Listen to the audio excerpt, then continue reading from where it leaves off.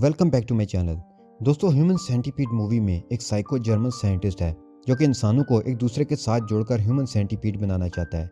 जाहिर बात है कि कोई भी इंसान खुद से तो इस काम के लिए राजी नहीं होगा, तो ये पागल साइंटिस्ट लोगों को पकड़कर ये खौफनाक एक्सपेरिमेंट करने वाला है। आइए देखते हैं कि कौन से बदकिस्मत लोग इस भयानक एक्सपेरिमेंट का हिस्सा बनने जा रहे हैं।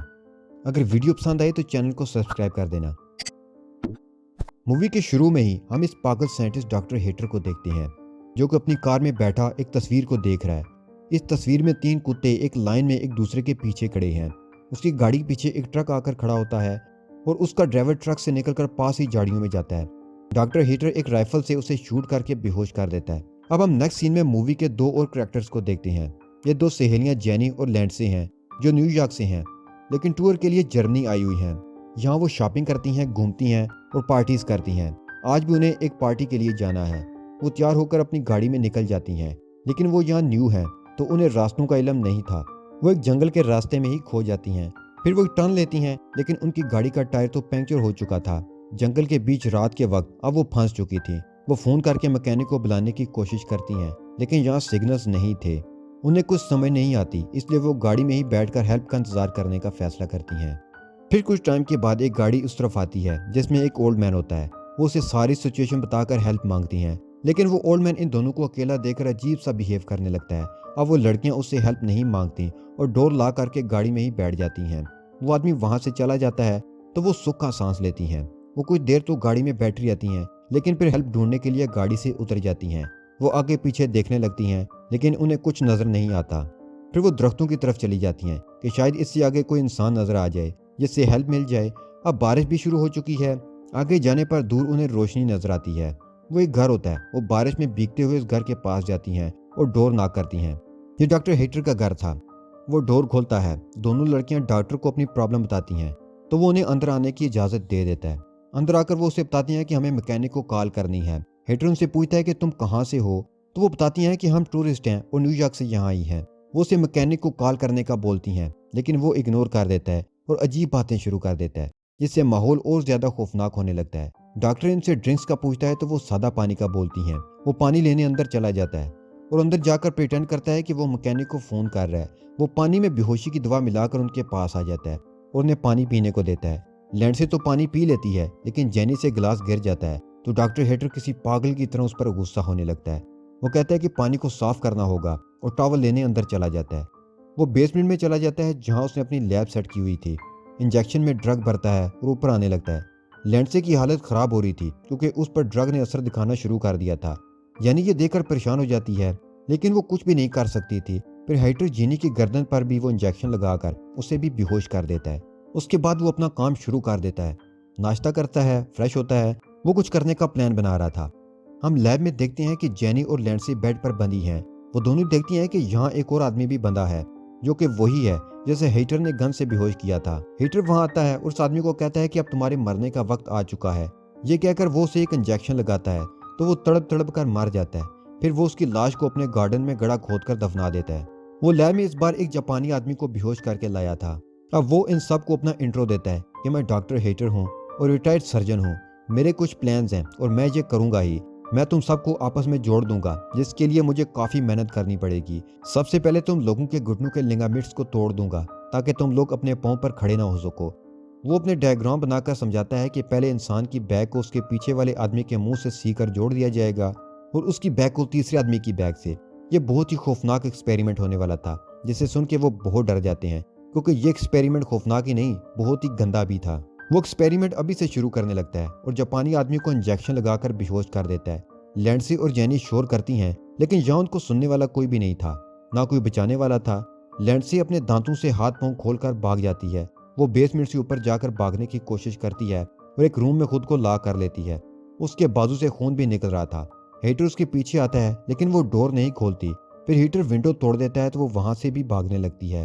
वो भागते भागते स्विमिंग पूल में चली जाती है। हीटर वहां भी आ जाता है और उसको शूट करने वाला होता है, लेकिन लैंडसे पानी के अंदर चली जाती है और बच जाती है। लेकिन वो ज्यादा देर अंदर नहीं रह सकती थी। अचानक से सब लाइट्स बंद हो जाती हैं।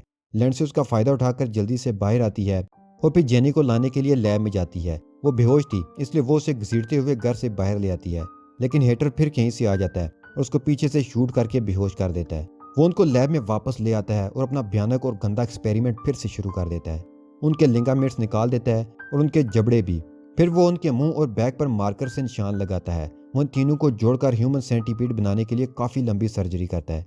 वो माहिर सर्जन था, इसलिए वो इन तीनों को जोड़ने में कामयाब हो जाता है। उसके बाद वो घर को मरम्मत करवाता है जो लैंडसे को पकड़ने के चक्कर में टूट फूट हुई थी। अब हम देखते हैं कि वो तीनों आपस में जुड़े हुए थे, जैसे हीटर चाहता था। सबसे आगे जापानी आदमी था, पीछे वो दोनों लड़कियां। उनके जख्म कच्चे थे, लेकिन हीटर उन्हें फिर भी उठने पर मजबूर करता है। ये बहुत अजीब और क्रीपी लग रहे थे।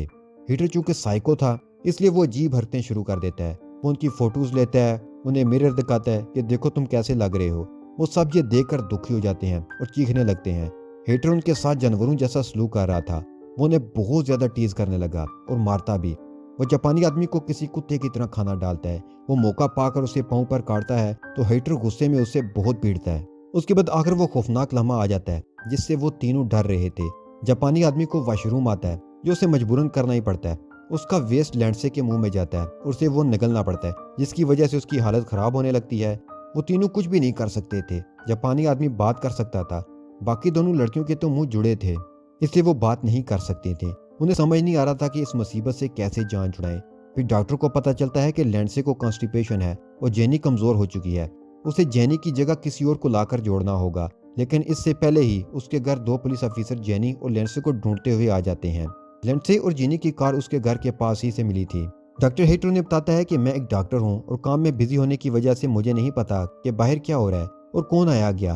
अब डॉक्टर हीटर उनसे पानी का पूछता है, यानी वो उन्हें भी बेहोश करने वाला था। पुलिस ऑफिसर उससे काफी का बोलते हैं, लेकिन वो कहता है कि मेरे पास बस पानी ही है। वो पानी लेने अंदर जाता है और ड्रग मिलाकर पानी ले आता है। एक ऑफिसर पानी पी लेता है जबकि दूसरा नहीं पीता, तो डॉक्टर पागलों जैसी हरकतें करने लगता है। वो उसे जबरदस्ती पानी पीने का कहता है, जिससे पुलिस ऑफिसर गुस्सा होकर उसका गिलास तोड़ देता है। डॉक्टर टॉवल लाने के बहाने अंदर जाता है और ड्रग वाला इंजेक्शन ले आता है। पुलिस ऑफिसर वो इंजेक्शन देख लेता है तो डॉक्टर उन्हें कहता है कि मैं ये इंजेक्शन खुद लगाता हूँ, मुझे डायबिटीज है। पुलिस ऑफिसर मुतमिन नहीं होते, लेकिन वो वहां से चले जाते हैं। हाइटर जल्दी से लैब में आता है। वहां उसे वो ह्यूमन सेंटीपीड नहीं दिखता। वो उन्हें ढूंढने लगता है तो जापानी आदमी उसके पांव को नाइफ से जख्मी कर देता है और उसे नीचे गिरा देता है। उसके बाद वो उसकी गर्दन पर बहुत बुरी तरह से काट लेता है। अब वो कोशिश करते हैं कि वो लैब से ऊपर जा सकें और कोशिश करने लगते हैं। वो आपस में जुड़े थे और जख्मी भी, इसलिए उनके लिए ये आसान नहीं था, लेकिन वो किसी तरीके से ऊपर आ जाते हैं। हाइटर भी होश में आ जाता है और उनके पीछे आने लगता है। वो इस रूम की तरफ जाते हैं जिसका शीशा टूटा था, लेकिन वो देखते हैं कि शीशा तो वापस ठीक हो चुका है। अब वो फंस चुके थे क्योंकि हाइटर अब उनके पीछे आ चुका था। हाइटर जख्मी था, लेकिन वो आसानी से उन्हें जाने नहीं दे सकता था। जापानी आदमी शीशे को तोड़ने की कोशिश करता है, लेकिन बेकार था। फिर वो शीशे का टुकड़ा लेता है और खुद का गला काट लेता है। इसी दौरान पुलिस वाले भी वापस आ जाते हैं। वो हाइटर को ढूंढने लगते हैं, लेकिन वो उन्हें कहीं भी नहीं मिलता। एक पुलिस ऑफिसर पर ड्रग का असर होने लगता है, जबकि दूसरा ऑफिसर हाइटर को ढूंढने आगे बढ़ जाता है। वो आगे जाकर देखता है कि 3 लोग आपस में ह्यूमन सेंटीपीड की तरह जुड़े हैं। वो ये देखकर घबरा जाता है। फिर उसे आवाज आती है तो वो अपने साथी की तरफ जाता है। वो देखता है कि हाइटर ने उसके साथी को मार दिया है और साथ ही उसको भी शूट करता है, लेकिन ऑफिसर हीटर को गोली मारकर उसे मार देता है। जेनी भी मर जाती है, लेकिन लैंडसे अभी भी जिंदा थी और इन 2 लाशों के साथ जुड़ी हुई थी। यहीं पर ह्यूमन सेंटीपीड पार्ट 1 का एंड हो जाता है।